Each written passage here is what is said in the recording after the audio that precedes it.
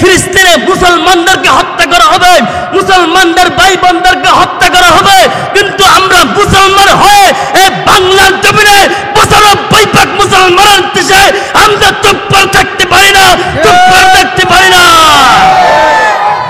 সংগ্রামী সাথী বন্ধুগণ, এই শুধু বাংলাদেশ নয়, এই শুধু বাংলাদেশ নয়, এই গোটা পৃথিবীতে 2 ইসলামিক রাষ্ট্র রয়েছে।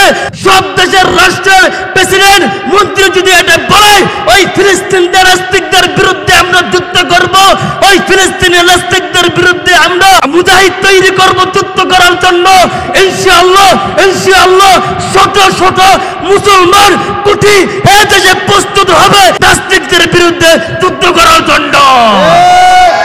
সর্বশেষ একটাই কথা, আমরা মুসলমান, এই ফিলিস্তিনি মুসলমানদের ভাই বোনদের ওদের পাশে আমাদের থাকতে হবে। আল্লাহ পাক রব্বুল আলামিন আমাদের সকলকে কবুল করুন।